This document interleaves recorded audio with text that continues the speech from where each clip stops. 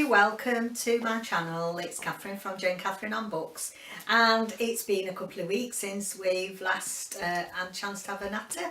And oh, Nelson, are you climbing on all the books? Oh, we've been away.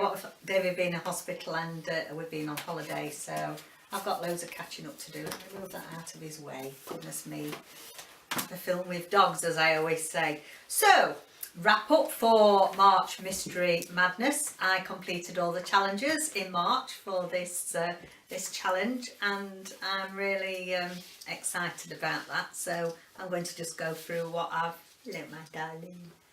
It's because I've got a cup of tea. That's what that is. Wait. It says Mum's got a cup of tea.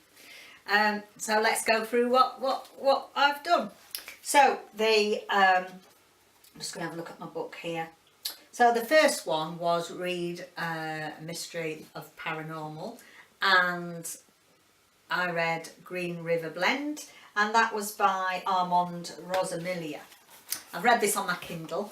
I've sort of briefly mentioned this before, that a new coffee shop opens in town, and people are going absolutely crazy for this new blend of coffee, and I think there's something being added to this coffee to make people go a bit wild and sort of lose all their inhibitions, shall we say. Yeah, this was okay. It was quite predictable, really. It started to get a bit annoying, you know, although as you know, I like a good murder, but there was too many murders in here. It was happening left, right and centre, so it was fine. I gave it 3 stars, and yeah, there was a bit of not spooky elements, but there's something a bit strange going on in the background, I would say. So that's what I completed for that one. The next one, new author for you.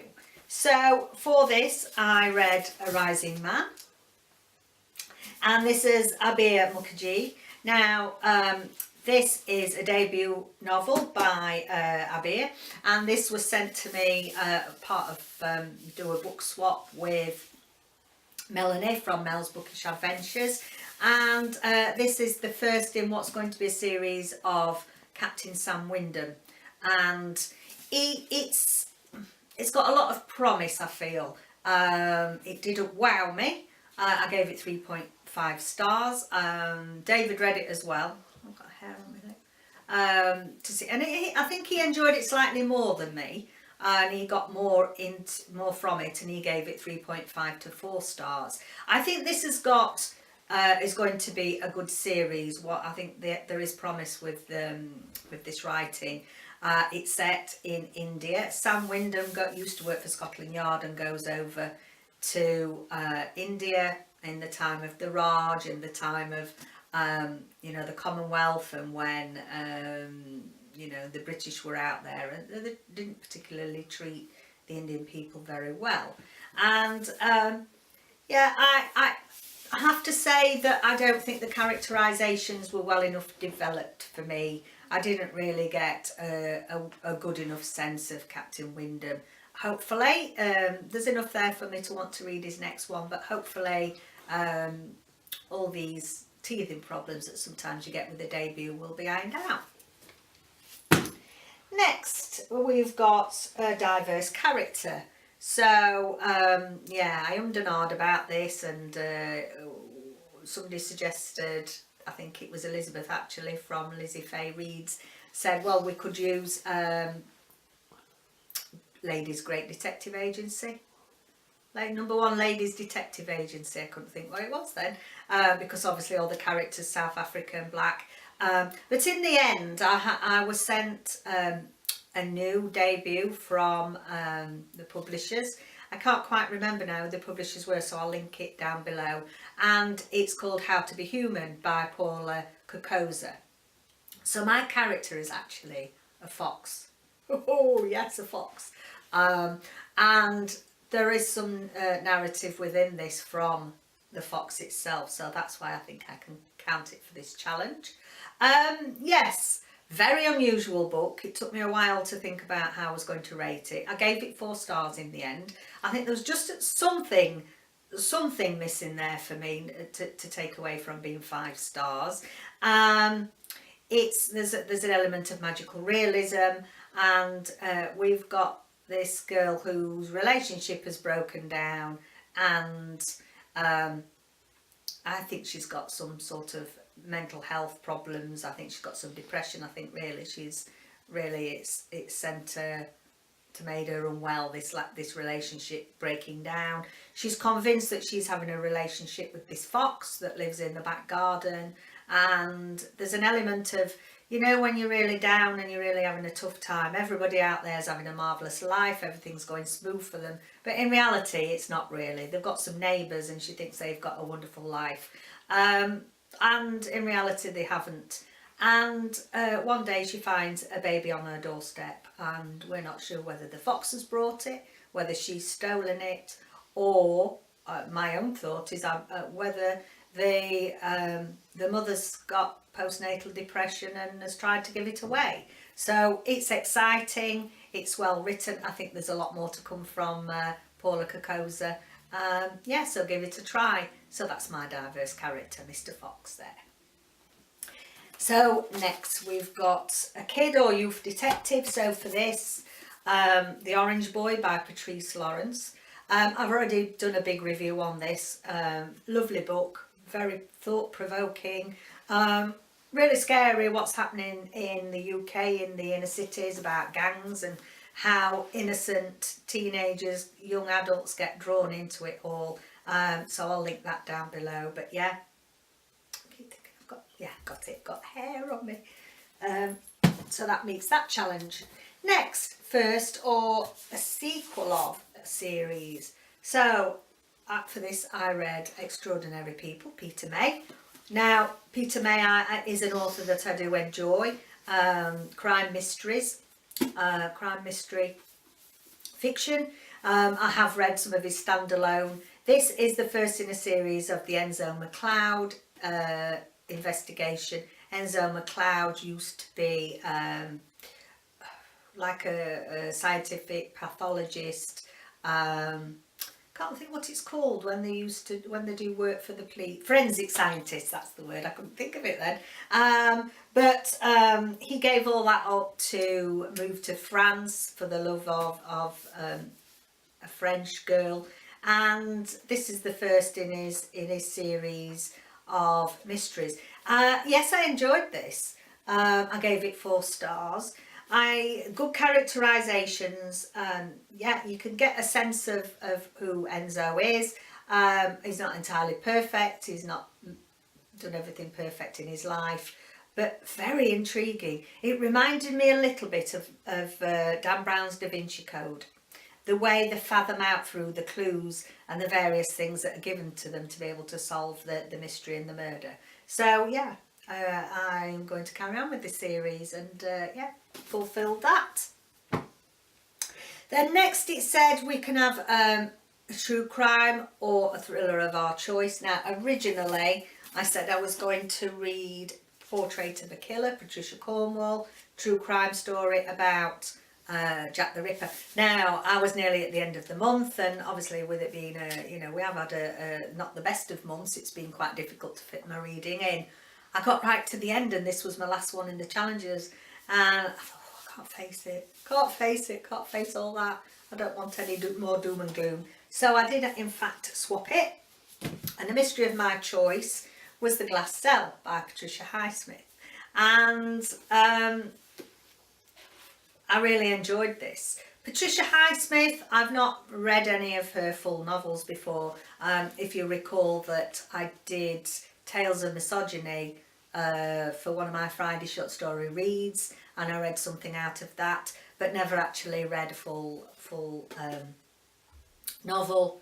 I really enjoyed the writing. Going back in the day, she's a very prolific writer from her times. She wrote Strangers on a Train, which was made into a blockbuster movie. The Talented Mr. Ripley, which I've not read either, so I'd like to read those. The Glass Cell, sort of in 2 parts. I gave this 4 stars, mainly because I felt that the 2 parts could have gelled slightly better. We've got this character, this guy who was sent to prison he was actually innocent, and he went to prison, and obviously it starts with him being really naive and getting used to prison life and being there amongst some of the hardened criminals, and it sort of shows how that experience changed him from this, you know, law-abiding innocent chap that went in, and yeah, when he comes out, you'll be surprised what he gets up to, and it's quite interesting to see.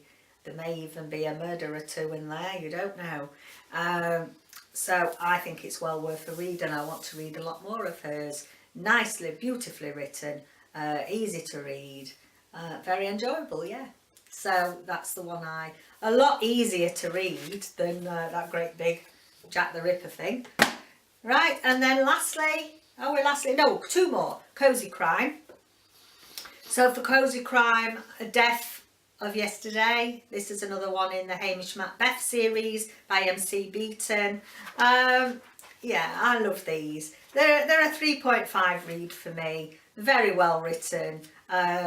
Make you smile. There's a bit of a murder mystery in there, and just something enjoyable and not too taxing. And that sounds being a bit rude, I suppose, to the author, but you know, every book has its place in what you feel like reading and how it fits in, I feel, and you know, they're really enjoyable, and you can immerse yourself into the scenery of Scotland, and yeah, so that's another one. I think I've read 3 now. And finally, a classic mystery that's 50 years old. So for this I chose The Big Bow Mystery. This is by Israel Zangwill. Now this was the first of the Locked Door mystery concept, 1914, Age of Gaslight Crime, 1914. Just reading this bit, it said that the golden age of detective fiction, and it says the era of Agatha Christie, Dorothy L. Sayers and Marjorie Allingham. Got some Marjorie Allingham to try, actually. Yet there was an early and arguably greater golden age, the period between 1887, the year in which Sherlock Holmes first appeared, and the outbreak of the First World War in 1914. This was the age of the Gaslight Crime. So this is from the Gaslight Crime series, first of the Locked Door mystery. Gave it three stars. Yeah, I could see how it, in its day, it would be really something fantastic, because we've not had Locked Door mysteries, which is where there's a crime committed, there's a murder committed. Oh dear. There's a murder being committed in a room where you can't work out how the murderer got in, and you can't work out how the murderer got out again, because there was a locked door. And excuse me, and I think that the concept of this back in the day must have been really thrilling. They'd be thinking, oh, how did they do it? And I have to say, even now in 2017, I didn't quite work out who it was and how it was done either. So that was interesting. Bit boring, bit mundane. Just finding out how it was done was the highlight of it for me. But yeah, I think back in the day it would have really wowed a few people. So that's The Big Bow Mystery. So there we go. I'd filled out myself a little plan to make sure that I completed all the challenges, and yay! I'm really pleased, because as you know, mysteries, murders, crime, fiction, big favourite of mine, and I was really pleased. This was all set about by Elizabeth from Lizzie Fay Reads. Go to her channel if you want to find out anything about mystery series. She's amazing, the number of series that she's got, and things I've never heard of at all. So yeah, you'll find a few new ones if you go over to her channel. So thank you for watching. I've got a few more videos coming up. I've got a bit of catching up to do. I've got an interesting reading month coming up for February, and I haven't forgotten February. See, this is it, the holidays sent me a bit wappy. February. It's because I had a birthday. I had my birthday in April, you see, another year older, so I'm trying to send back time. An interesting reading month in April. So yeah, I haven't forgotten. That's what it took me off track there. I haven't forgotten that we've ended up getting behind with Catherine's Cozy Crime. I've still got to do a review of Herring in the Library. I've got it here to do. So I'm sorry about that. But obviously with things happening, you know, you can't do everything. So hopefully we're going to get back on track with that. I'm going to do a review and give you the title of the next book soon. So thank you for joining me. Take care. Bye for now.